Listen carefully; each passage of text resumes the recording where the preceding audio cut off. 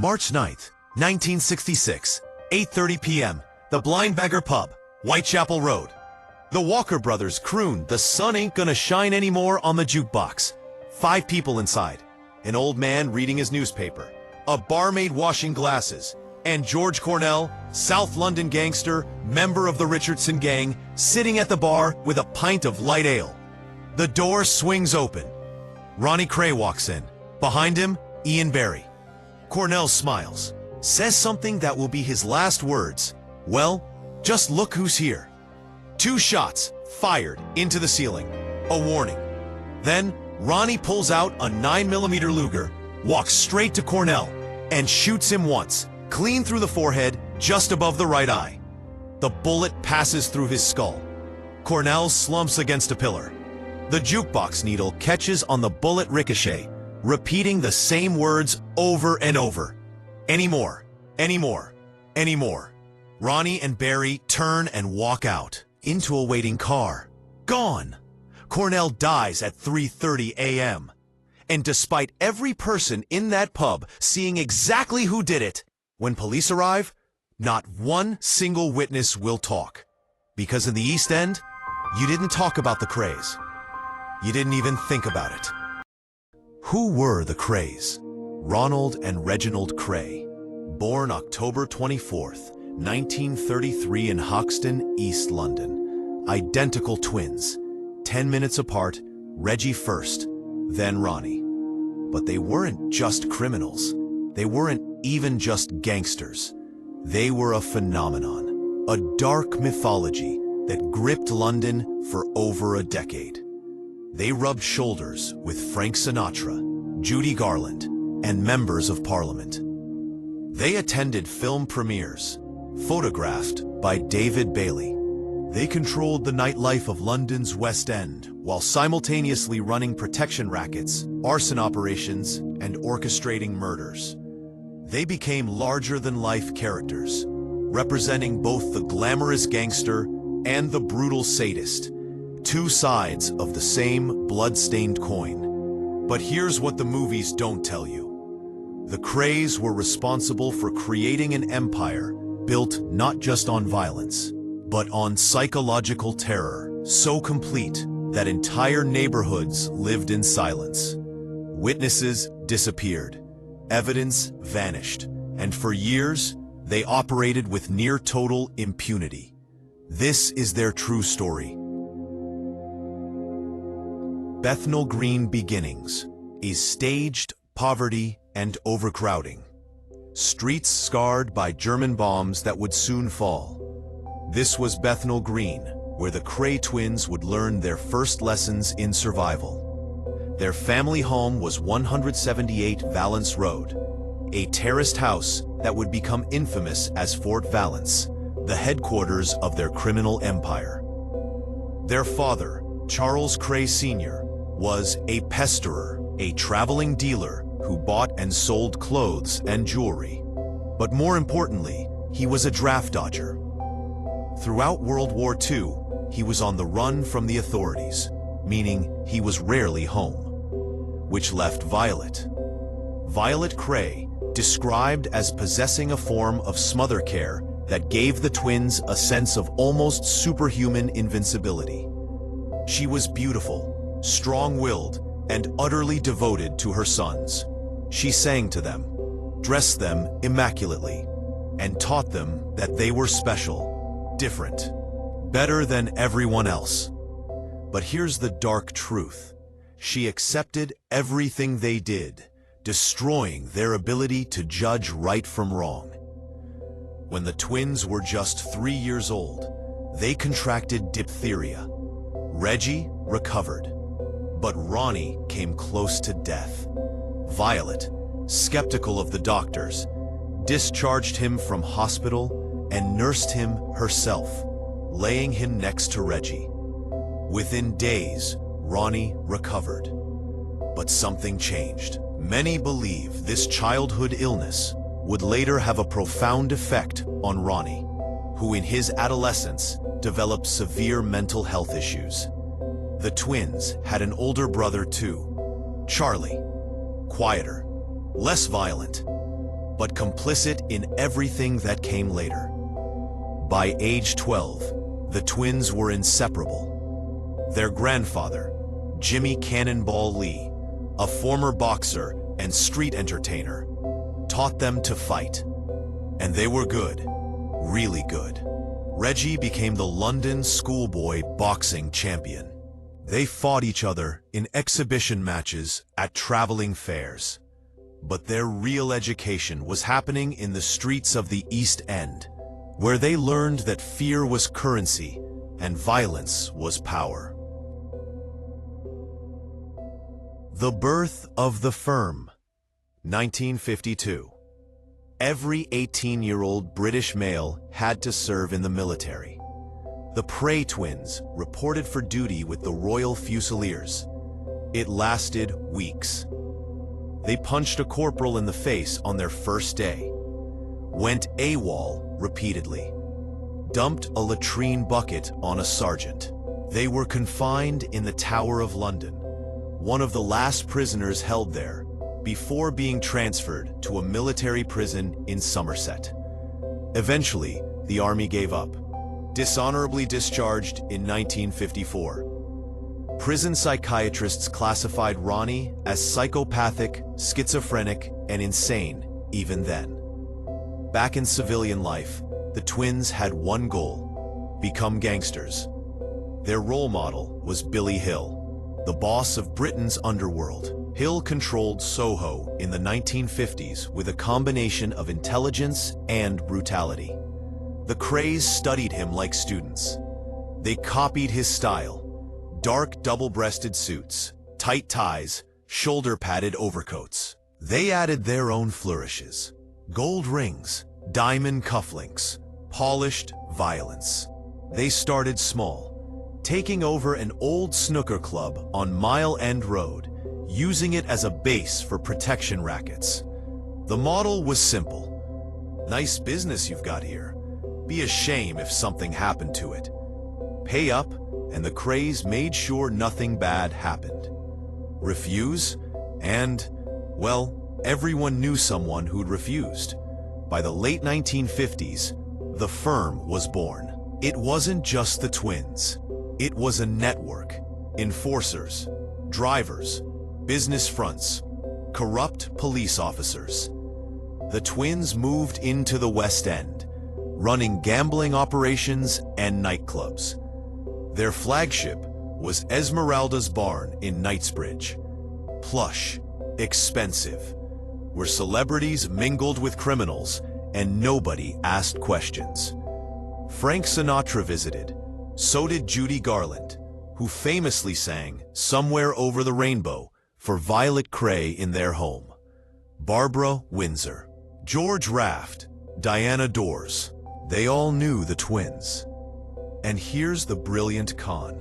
The Krays cultivated a reputation for being good Samaritans, donating to charity and helping old ladies in the East End. The newspapers loved them. They were gentlemen gangsters, Robin Hood figures. But it was all theater, propaganda, brand management before anyone called it that. Behind the flash photography and the nightclub glamour, the Krays were building something much darker. The darkness in Ronnie. Break-up stubble speaking.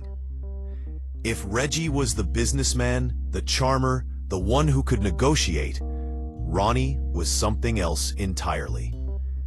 In the late 1950s, Ronnie was convicted of grievous bodily harm and sent to prison. While there, he was diagnosed with paranoid schizophrenia. Let me explain what that meant for Ronnie. He experienced severe paranoia, believing agents were everywhere working a plot to torture him. He couldn't sleep, couldn't trust anyone, eventually couldn't even be sure he was Ronnie Kray at all. He kept lists, names of people he meant to kill. Some of them disappeared. He was described as a paranoid schizophrenic with homicidal thoughts, deeply suspicious of people and often wanting to kill them. In 1958, His condition deteriorated so badly, he was transferred to Long Grove Mental Hospital in Surrey. When he realized his time there didn't count toward his sentence, the twins hatched an escape plan. They wore identical suits during a prison visit. Reggie gave Ronnie his coat. Ronnie walked out. By the time guards realized, Reggie revealed himself and left calmly. But here's what's crucial. Ronnie's madness wasn't separate from the Kray's success. It was central to it. Ronnie consciously modeled the firm after the Chicago underworld, having his own barber visit his flat because he'd read that's what Capone did. He saw himself as an Al Capone figure, a legend, and he was openly gay in an era when homosexuality was illegal. At a time when it was considered abnormal, especially in the underworld, Ronnie made a point of flaunting his relationships with men.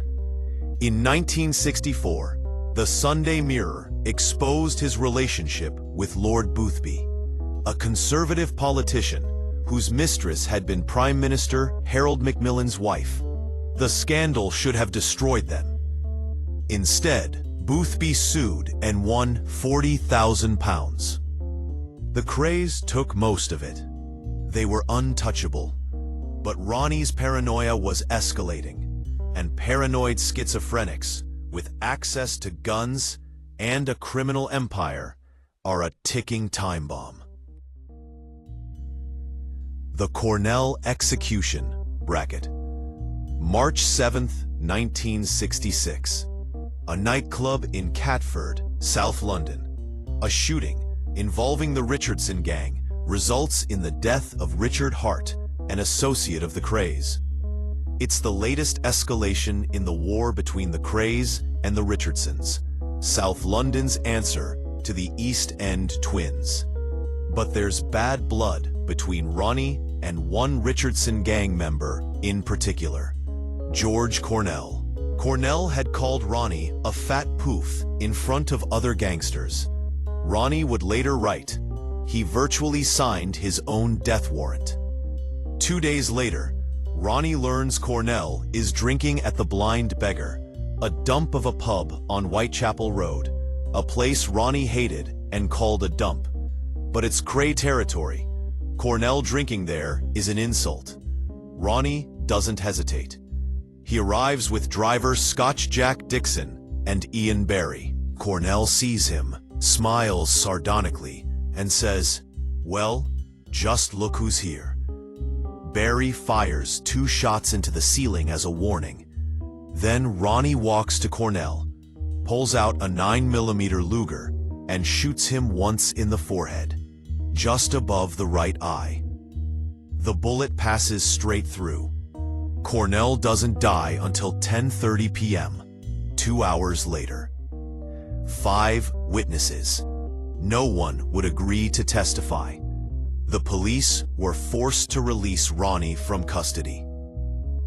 At midnight, the firm gathered around a radio and cheered when Cornell's death was announced. Ronnie said, "Always shoot to kill. Dead men can't speak." The murder was a watershed moment. It proved the Krays were willing to kill in broad daylight, in public, and get away with it. But it also started the clock ticking on their downfall. Reggie's descent. From Curtis Kray, married Frances Shea. She was 21 years old, beautiful, from a respectable family. She lasted 8 months before leaving him.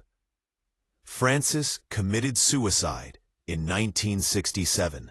She was 23 years old. But according to Ronnie's confession to a fellow inmate years later, he claimed he had murdered Frances, not that she took her own life. Reggie only told a few people. Whether it's true remains uncertain. What is certain, Reggie was devastated, and Ronnie saw an opportunity. Ronnie had shot George Cornell and was constantly taunting Reggie that the twins would only be equal when Reggie had killed somebody. The target was Jack the Hat McVitie, a minor firm member who'd taken £500 to kill Leslie Payne, a former business manager who'd fallen out with the twins and failed. Worse, McVitie was openly mocking the Krays in East End pubs, threatening to do a Cornell on them. October 29, 1967. McVitie was lured to a basement flat at 97 Evering Road, Stoke Newington, under the pretense of a party. When he arrived, drunk, just before midnight, the trap snapped shut. Reggie pulled out a gun, put it to McVitie's head, and pulled the trigger. It jammed. McVitie tried to escape through a window, but was dragged back in by his legs. What happened next was butchery. Reggie Kray stabbed McVitie repeatedly in the face, chest, and stomach. When his body was moved, his liver fell out from the ferocity of the attack. The twins fled. Minor firm members, Tony and Chris Lambrianou, Ronnie Bender, were left to clean up. They wrapped the body in an eiderdown and dumped it outside a church. When the Krays found out, they were furious. The body was left near their associate Freddie Foreman's home. Foreman later admitted throwing McVitie's body from a boat into the English Channel at New Haven. It's never been found, but something had shifted. The McVitie murder was too messy. Too many witnesses. Too much panic. And this time, someone was willing to talk. The fall. Detective Chief Superintendent Leonard Nipper Reed. 5'6", incorruptible, and absolutely obsessed with bringing down the Krays. Reed's tactic was psychological. He circulated rumors that informants were already cooperating, seeding paranoia inside the firm. And it worked. Ronnie Hart, initially not arrested, eventually told Reed everything about McVitie's murder. Then Scotch Jack Dixon, who'd driven Ronnie to the blind beggar, turned as well. The wall of silence was cracking. May 8, 1968. Dawn raids across London. The Krays and their associates were arrested. January 1969. The Old Bailey. The longest and most expensive murder trial in British criminal justice history. The jury took 6 hours and 55 minutes to return their unanimous verdict. Guilty. March 5, 1969. Sentencing. Mr. Justice Melford Stevenson looked at the twins and said, "In my view, society has earned a rest from your activities. Life imprisonment, with a minimum of 30 years non-parole." At the time, the longest sentences ever passed at the Old Bailey. Their older brother Charlie got 10 years for helping dispose of McVitie's body. The empire was over. Myth versus reality. Here's what the films don't tell you. The Krays were responsible for at least 2 murders of their own associates, numerous violent armed robberies, arson, dozens of serious assaults, and protection rackets across East London and the West End, creating thousands of direct and indirect victims over about a decade. They didn't just kill criminals. They terrorized entire communities. Small business owners lived in fear. Witnesses disappeared. Anyone who crossed them, even members of their own gang, could end up dead. The myth of the Krays as Robin Hood figures, social bandits standing up to a corrupt establishment, was carefully cultivated propaganda. But it worked. Even in prison, their legend grew. Both brothers wrote best-selling books. They gave interviews. In 1985, while supposedly locked away, the twins operated Kray Enterprises from separate prisons, providing bodyguards to Frank Sinatra for the Wimbledon Championships. Ronnie was eventually certified insane and transferred to Broadmoor Hospital in 1979. He spent the rest of his life there, medicated but still violent, experiencing hallucinations and paranoid delusions. In a late interview, Ronnie admitted that crime had brought him nothing but a life of misery. He died March 17, 1995, of a heart attack. He was 61. Reggie was diagnosed with inoperable bladder cancer in 2000. He was released on compassionate grounds after 32 years in prison. He died 8 weeks later, October 1, 2000, age 66. The twins and their mother Violet are buried together at Chingford Mount Cemetery. In Conmel Facts, the jukebox at the Blind Beggar was playing "The Sun Ain't Gonna Shine Anymore" when Cornell was shot. The needle got stuck from a ricocheting bullet and kept repeating, "Anymore, anymore." When Reggie was imprisoned in the late 1950s for assault, he was actually diagnosed with paranoid schizophrenia, not just Ronnie. Both twins suffered from severe mental illness. The twins were members of the Thursday Club, a secret society that met weekly in Soho for drinking, gambling, and sexual activity. Members included Prince Philip, Lord Mountbatten, actor David Niven, and Soviet spy Kim Philby. 4. The indeterminate nature of the twins' sexuality. Ronnie openly gay, Reggie's sexuality more ambiguous, contributed to their image as being in some vague way very perverse, making them both more frightening and fascinating to the public. 5. Judy Garland sang "Somewhere Over the Rainbow" for Violet Kray in the family home on Valence Road. This surreal moment, Hollywood royalty performing for a gangster's mother in the East End, perfectly captures the bizarre celebrity the Krays achieved. 6. When Ronnie escaped from Long Grove Mental Hospital in 1958, he and Reggie swapped clothes during a prison visit. Reggie stayed behind, calmly told authorities who he was, and walked out. The twins used their identical appearance to fool the authorities repeatedly. The dark psychology. The open portent. So what made the Krays? A father who was absent, teaching them authority, was meaningless. A mother whose smother care gave them a sense of superhuman invincibility while destroying their ability to distinguish right from wrong.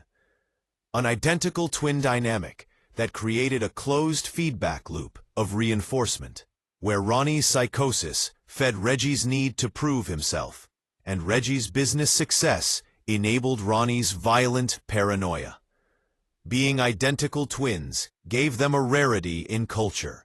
Their singularity formed the stuff of myths, lending itself to speculation about dualities and paradoxes.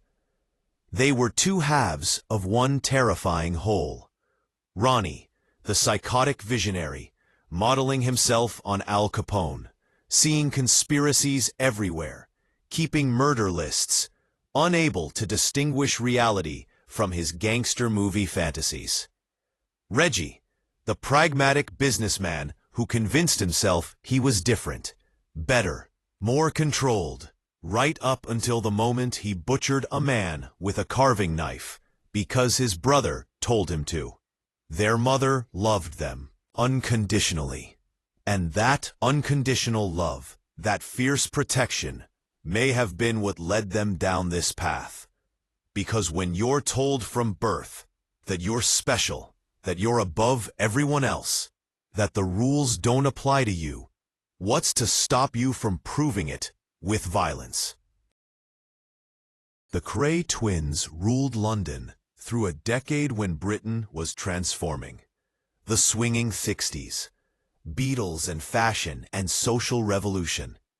And underneath it all, in the East End, two identical twins in sharp suits were building an empire of fear. Their case demonstrates three enduring truths about urban racketeering. Fear is brittle, and power built on terror shatters when that terror rebounds. Visibility invites scrutiny, and testimony can be contagious. The Krays wanted to be legends. They succeeded. But legends don't tell you about the small business owners who paid protection money they couldn't afford, the witnesses who disappeared, the lives shattered by casual violence, the communities that lived in silence for years. Decades after their arrest, elderly East Enders still lamented that the streets weren't as safe as when the Krays were in charge. That's how complete the mythology became. That's how effective the propaganda was. But here's the truth. The Krays weren't Robin Hood. They weren't gentlemen. They weren't heroes of the working class. They were identical twins. One a paranoid schizophrenic, one a calculating psychopath, who discovered they could build an empire on fear, charm their way into high society, and terrorize an entire city.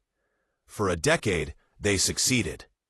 Then, they killed too many people, left too many witnesses, let their paranoia and ego destroy them. Ronnie Kray died in Broadmoor, still medicated, still experiencing delusions. Reggie died free, technically, but after 32 years of confinement for a moment of madness driven by his twins' taunting. The Blind Beggar Pub still stands. You can visit it, have a pint where Cornell had his last. The jukebox no longer plays the Walker Brothers. But sometimes, if you listen carefully in the East End, you can still hear the echo of that needle scratching. Anymore, anymore, anymore. The Krays are gone, but their ghosts still haunt London.